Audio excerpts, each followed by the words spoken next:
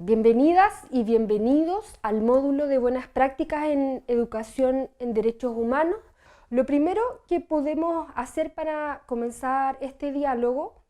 es definir la educación en derechos humanos como toda aquella práctica educativa que permita el desarrollo de conocimientos, habilidades o reflexiones respecto a los derechos humanos. Esta definición, si bien es amplia y nos permite abarcar dentro de ella una gran cantidad de acciones, prácticas e iniciativas que podemos desarrollar en múltiples espacios, tiene también que ser complementada con una mirada bastante reciente respecto a la educación en derechos humanos, que es su carácter de derecho. En la última década, a partir de un paulatino consenso internacional respecto a la necesidad de que los estados resguardaran el derecho a tener educación en derechos humanos, la EDH se comenzó a prefigurar como un derecho respecto al cual los estados y las instituciones públicas tienen obligaciones, pero también los y las ciudadanas tenemos la facultad de exigir o esperar que en el marco de toda práctica educativa se ponga en juego lo que entendemos por educación en derechos humanos. Por lo tanto, es tanto un conjunto de prácticas como un derecho humano y en ese sentido también una obligación del Estado y de los organismos públicos. Dicho lo anterior, podemos pensar que esta misma definición tiene algunas limitancias, límites bien importantes, puesto que sabemos, debido a la historia del siglo XX y seguramente a nuestras experiencias profesionales y ciudadanas, que la existencia de una ley no implica el goce de ese derecho. Hay una distancia temporal, una distancia política, incluso una distancia experiencial entre que se reconozca algo como un derecho y que tome forma de ley o de norma y que las personas lo comiencen a experimentar como tal. Y algo así ha pasado con la educación en derechos humanos. Una cita que puede ser bien clarificadora al respecto es la siguiente, que forma parte de la Red de Educación Popular en Derechos Humanos, auspiciada por CEAL, el Consejo de Educación de Adultos de América Latina, y el año 1987 esta red emitió la siguiente declaración. Dice: la educación en derechos humanos no será fácil de concretar en las escuelas públicas, pero tendremos que hacer la lucha para conquistar este espacio clave de formación humana. ¿Qué quiere decir esta pequeña acotación que hacía la red el año 1987? Que sabemos que debido a nuestra historia, nuestra cultura, nuestros límites tanto formativos como de recursos materiales, la implementación de la educación en derechos humanos es un proyecto que enfrenta múltiples dificultades y que estas dificultades incluso podríamos reconocer que son inherentes a la práctica de la educación en derechos humanos, que siempre se propone a sí misma transformadora. Por lo tanto, muy difícilmente vamos a llegar a situaciones donde reconozcamos el goce absoluto de los derechos humanos, también de la educación en derechos humanos, en ese mismo sentido, sino que además en nuestra región, debido a la tremenda historia que tenemos de desigualdad y de producción de desigualdades en torno a la clase, la raza, el género y la generación, la educación en derechos humanos encuentra obstáculos que las distintas comunidades educativas, colectividades, localidades o regiones han debido enfrentar a través de nuestra historia reciente e historia contemporánea. ¿Cuáles son esas dificultades?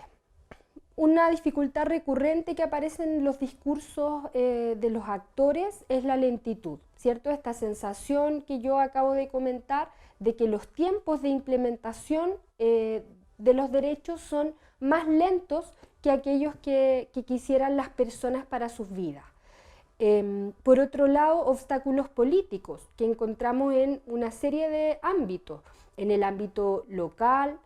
en el ámbito institucional, por ejemplo, al interior de una escuela, en el ámbito regional, respecto a la existencia o no de recursos para implementar este tipo de enfoque, e incluso en el ámbito nacional, cuando las políticas educativas de determinado gobierno no logran constituirse, ¿cierto?, en políticas de Estado, y la puesta en práctica de iniciativas de educación en derechos humanos queda supeditada, por ejemplo, a la determinación de presupuestos anuales. Y junto a ello, también existe un fuerte reconocimiento de los límites que nuestras propias formaciones profesionales, ciudadanas, militantes incluso, tienen en relación a los derechos humanos. La formación de profesores y profesoras, por ejemplo, es un ámbito donde es muy claro ver que la educación en derechos humanos empieza a aparecer solo muy recientemente. Por lo tanto, existe una gran cantidad de profesores y profesoras que no recibieron formación inicial con enfoque de derechos humanos y que han debido adaptarse a estos nuevos cambios curriculares o a la incorporación del derecho a la educación en derechos humanos con los recursos disponibles en sus comunidades escolares y sin necesariamente recibir el apoyo de las instituciones públicas que uno desearía que exista en relación a esto. Entonces, si tenemos este escenario compuesto por un lado de avances en el ámbito del reconocimiento de los derechos, por otro lado marcado por las tremendas dificultades que existen en torno a su implementación, ¿por qué vamos a hablar de buenas prácticas? Las buenas prácticas las vamos a entender como el conjunto de intervenciones exitosas que sirven como referencia de que es posible facilitar experiencias de educación en derechos humanos en diversos contextos y que esto no necesariamente va a depender de los actores involucrados, es decir, no porque una experiencia, por ejemplo, esté financiada por el Estado o en ella participen personas del mundo académico, del mundo político, no necesariamente se va a tratar de una experiencia exitosa, sino que existen otros factores o ámbitos que nos van a permitir ver cómo en la experiencia, en la práctica, en el intercambio entre organizaciones, personas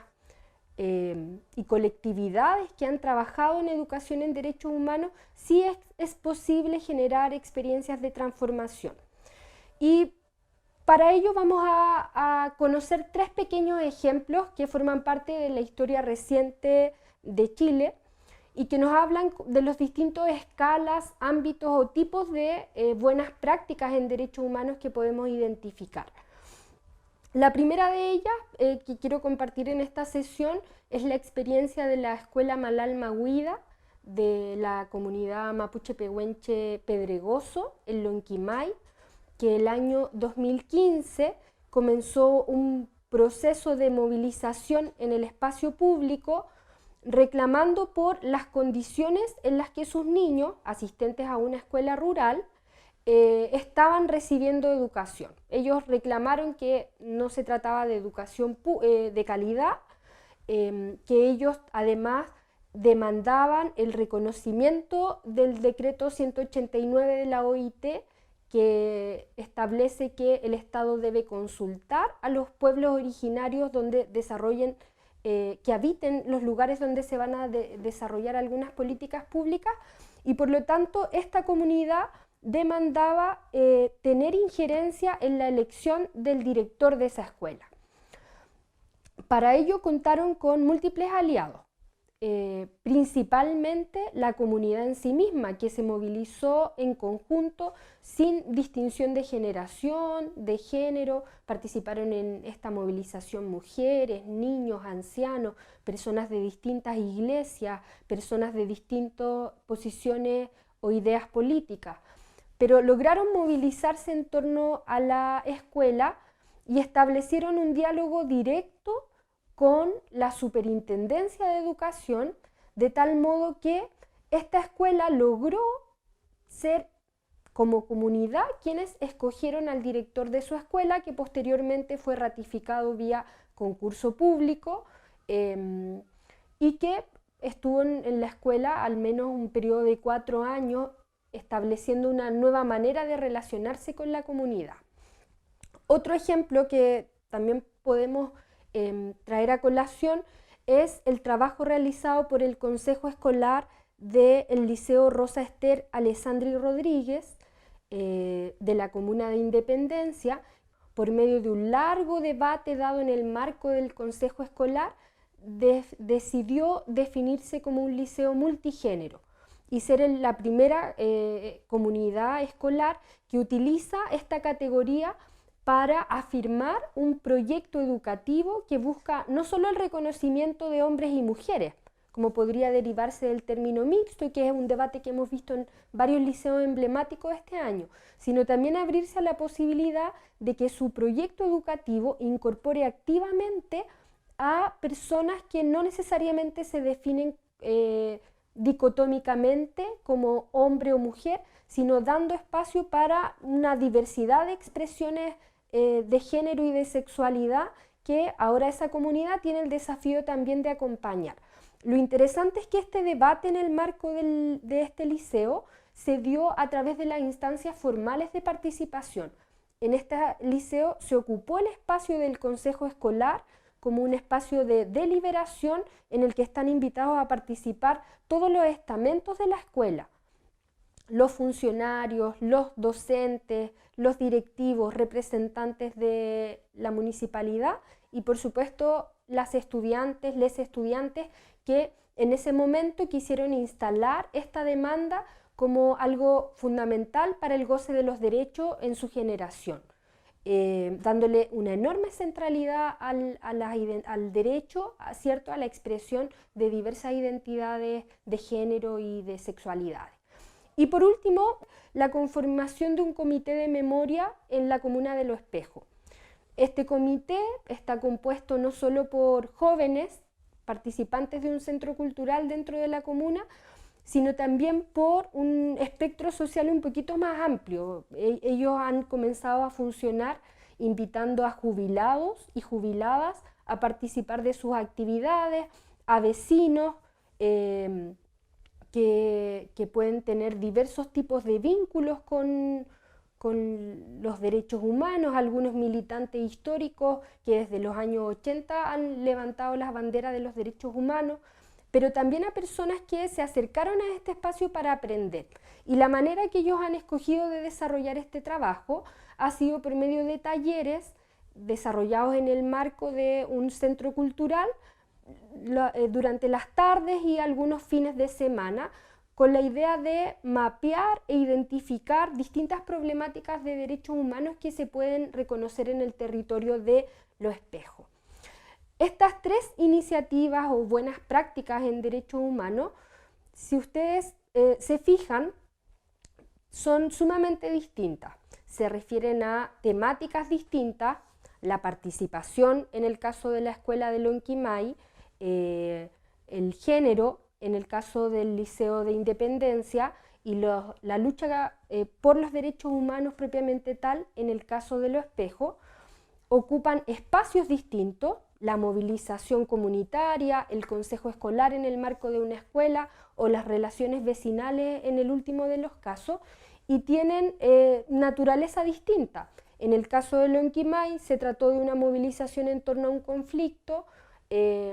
se ha sostenido en otras formas de organización, pero esa movilización, ¿cierto?, fue acotada, ya finalizó. En el caso de Independencia se utilizó el espacio del consejo escolar y ahora la comunidad educativa en su conjunto tiene el desafío de transformar sus prácticas y sus discursos para ser aquel liceo que se han propuesto ser, y en el caso de Lo Espejo se trata de una iniciativa que transcurre por fuera del espacio escolar, en el campo más bien de las organizaciones de la sociedad civil. Y es que finalmente las buenas prácticas se nutren justamente de esa diversidad. Sería fácil quizá establecer una serie de criterios que nos permitan chequear si algo calza o no dentro de una buena práctica. Sin embargo, también sería limitante, porque es tan amplia la diversidad de prácticas y de actores que están trabajando con derechos humanos hoy en día, que tal como la definición con la que partí, esta amplitud nos va a permitir comprender la enorme diversidad que existe dentro del campo de los derechos humanos. Por lo tanto, va a cambiar la escala, va a cambiar la duración de estas iniciativas, va a cambiar el espacio, van a cambiar los recursos, van a cambiar los temas, los actores involucrados, y aún así podemos seguir hablando de educación en derechos humanos. Sin embargo, queda la pregunta de si es posible establecer algunos puntos que funcionen como vigas, que le otorguen continuidad a estas prácticas de derechos humanos. A mí me parece que uno de los elementos fundamentales que debiera estar presente en toda práctica de educación en derechos humanos es su orientación o vocación hacia la transformación. Es decir, no es concebible la educación en derechos humanos si no es para transformar la sociedad, para transformar las relaciones sociales, para transformar el mundo, si lo queremos decir así, en torno a ese horizonte emancipatorio que son los derechos humanos hoy en día. Por otra parte, tampoco podemos hablar de educación en derechos humanos sin participación. Todas aquellas iniciativas que vienen como de arriba hacia abajo y que no contemplan la participación activa, involucrada, informada y deliberativa de quienes trabajan con esos proyectos, también tendría que plantearse al menos la inquietud de si está desarrollando todo el potencial que tiene dicha práctica. Por lo tanto, la participación aparece como un aspecto central en la educación en derechos humanos, sabiendo que existen diversos grados de participación que a veces están determinados por contextos institucionales, políticos, por recursos, pero que al menos debería transformarse en una de las etapas del horizonte de los derechos humanos que debiese estar en cada una de las iniciativas, experiencias o prácticas que vayamos a acompañar o protagonizar. Y por último, el retorno a esta definición de los derechos humanos como aquellas prácticas que se orientan a aprender en derechos humanos, sobre los derechos humanos, por medio de los derechos humanos y para los derechos humanos. Es decir, sin separar el contenido de las habilidades y de las actitudes, sino entendiendo la educación en derechos humanos como la integración de estos diversos ámbitos cognitivos, epistémicos, políticos finalmente, de el aprender sobre los derechos humanos, pero también en contextos donde se respeten y teniendo como horizonte permanente el hecho de que los derechos humanos, ¿cierto?, tienen que formar una fuerza virtuosa que apunte hacia la transformación de la realidad. El sentido entonces de trabajar con buenas prácticas en derechos humanos justamente es afirmar la posibilidad de que es posible generar esas transformaciones en distintas escalas espaciales, en distintas escalas temporales, pero afirmar la posibilidad de la transformación y la necesidad de esa esperanza en que es posible generar transformaciones por medio de la educación en derechos humanos. Muchas gracias.